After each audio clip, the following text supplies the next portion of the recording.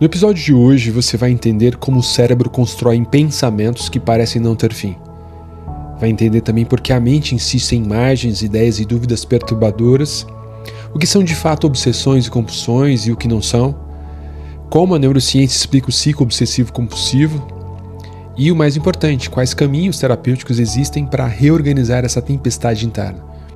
Se você ou alguém próximo já sofreu com pensamentos que invadem sem permissão, com rituais mentais ou físicos que parecem aliviar só por instantes, ou com a culpa por não conseguir controlar a própria mente, este episódio é para você.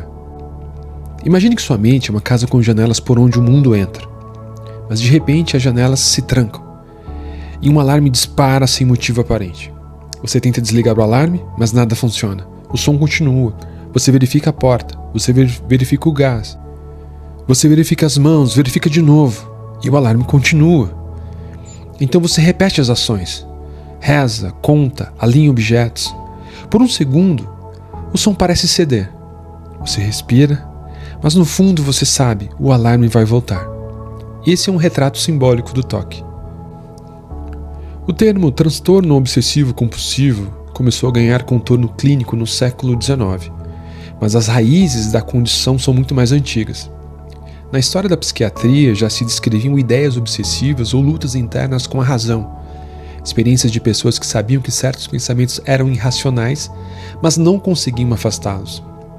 A expressão neurose obsessiva foi usada por Freud, que enxergava na compulsão uma tentativa inconsciente de neutralizar desejos reprimidos.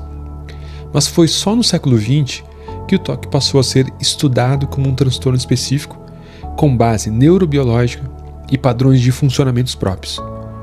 Hoje o toque é classificado como um transtorno de ansiedade, embora na prática ele seja uma tentativa ansiosa de controle sobre a imprevisibilidade do mundo interno e externo. Mas o que, de fato, caracteriza o toque? Obsessão e compulsão.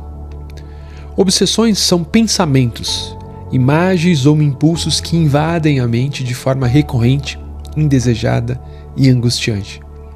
São intrusivos, muitas vezes violentos, sexualizados, imorais ou absurdos. O tipo de pensamento que a pessoa jamais gostaria de ter, mas o cérebro insiste, repete e assusta. Já as compulsões são comportamentos ou rituais mentais realizados para neutralizar essa angústia. Podem ser visíveis, tipo lavar as mãos, checar, contar, alinhar, ou invisíveis, repetir frases internamente, orações, refazer pensamentos, evitar palavras. Esses atos aliviam, mas normalmente por instantes pequenos. E aí vem a pergunta central: por que o cérebro cria esses pensamentos? E por que ele exige rituais? Bom, a neurociência nos ajuda a entender um pouco isso. O toque está ligado à disfunção de um circuito específico no cérebro, o circuito córtico-estrial tálamo-cortical. Esse circuito é responsável por avaliar riscos, tomar decisões e encerrar tarefas. No toque, esse circuito não se desliga como deveria desligar. É como um loop que nunca chega ao fim. Você pensa que pode ter deixado a porta aberta. Você verifica, mas o cérebro não reconhece a tarefa como concluída, então você verifica de novo. Esse circuito envolve regiões como o córtex órbito-frontal, na avaliação de ameaças, o núcleo caudado, com filtragens de informações irrelevantes, e o tálamo, comunicação e áreas do cérebro. No toque, há hiperatividade nesse circuito e menor eficiência na filtragem de ruídos. O resultado? Pensamentos que grudam, dúvidas que não se resolvem e medos que se mantêm mesmo sem base real. Esses pensamentos são chamados de intrusivos. E é importante dizer, todo mundo tem pensamentos intrusivos. Sim, todo mundo. Você já deve ter imaginado do nada uma tragédia, ou tendo um pensamento absurdo em algum momento calmo da sua vida. Mas no toque, esses pensamentos ganham um peso diferente. O cérebro não os deixa passar, e a pessoa passa a acreditar que o pensamento diz algo sobre quem ela é. Quer dizer, um exemplo. Uma mãe com toque pode imaginar acidentalmente machucar o próprio filho.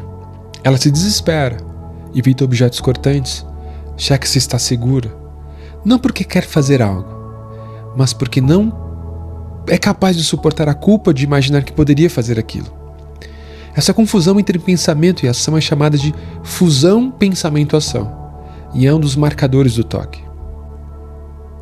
A compulsão então surge como uma tentativa de apagar a mancha do pensamento. Mas veja a armadilha. O ritual alivia momentaneamente, mas ao reforçar o alívio, o cérebro entende que o pensamento era perigoso. Então ele volta, e mais forte, e mais forte. É o que chamamos de ciclo obsessivo compulsivo. Um pensamento intrusivo aparece, gera uma ansiedade intensa. A pessoa realiza um ritual para aliviar, o alívio reforça a ideia de que o pensamento tinha poder e o ciclo se repete. Com o tempo, os rituais tomam horas. A vida se organiza em torno de neutralizar medos. A espontaneidade se perde. O mundo se encolhe. Existem várias categorias temáticas do toque. Por exemplo, há toque de contaminação, medos de germes, sujeiras, doenças. Toque de checagem, medo de causar danos, deixar o gás ligado, a porta aberta. Toque religioso ou moral, medo de blasfêmias, pecados, erros éticos. Toque de simetria, necessidade de alinhar, ajustar e completar. Toque de agressão ou sexualidade, medo de impulsos violentos ou inapropriados. Toque de relacionamentos, dúvida obsessiva sobre o parceiro ou o amor. E é importante e essencial dizer que quem tem toque geralmente reconhece que seus pensamentos são exagerados ou absurdos. E esse sofrimento é chamado de insight. Quanto mais insight, mais angústia. Em alguns casos graves, o insight pode ser reduzido e o sofrimento se intensifica. Agora, uma das perguntas mais importantes: o que pode ser feito? Hoje em dia, o toque é um dos transtornos mais estudados e há tratamento com eficácia comprovada. A principal abordagem terapêutica, que a gente fala que é padrão ouro, é a terapia cognitivo-comportamental com exposição e prevenção de resposta. Funciona assim: o paciente é exposto gradualmente ao pensamento ou situação que causa obsessão, mas é impedido de realizar o ritual compulsivo. Com o tempo, o cérebro aprende que a ansiedade diminui mesmo sem o ritual, e o ciclo vai se desfazendo, até que se desfaz completamente. É bastante desconfortável no início, mas profundamente libertador. A terapia de aceitação e compromisso, a ACT, também tem mostrado bons resultados, ajudando o paciente a conviver com o desconforto sem tentar neutralizá-lo e a construir uma vida com base em valores, não em medos. Em quadros moderados a graves, o uso de medicação psiquiátrica pode ser essencial. Os inibidores seletivos de recaptação da serotonina, como a fluoxetina ou a sertralina, são os mais utilizados. Eles não apagam os pensamentos, mas reduzem a sua intensidade e frequência, permitindo que o paciente trabalhe melhor em terapia. Para quem acompanha alguém em toque, entenda que o sofrimento é real, mesmo quando os comportamentos parecem estranhos. Evite reforçar os rituais, como responder constantemente se a porta está fechada. Escute, acolha, mas incentive o tratamento especializado. Evite julgamentos ou tentativas de resolver com lógica. O toque não responde à lógica comum. E para quem vive com toque, é importante você entender que você não está sozinho.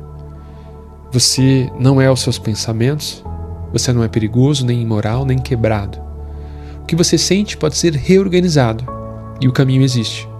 Com o suporte certo, é possível recuperar a liberdade, retomar o tempo, reconectar-se com o que é espontâneo, silenciar aos poucos o alarme interno. E assim, chegamos ao fim deste episódio. Se este episódio te tocou, ou se você se lembrou de alguém que precisa ouvir isso, compartilhe. Mas compartilhe não como um link qualquer, mas como um gesto de cuidado. Se ainda não está inscrito, aproveite para fazer isso agora.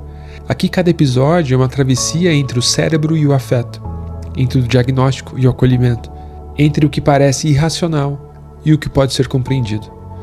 Nos vemos na próxima escuta. Até mais.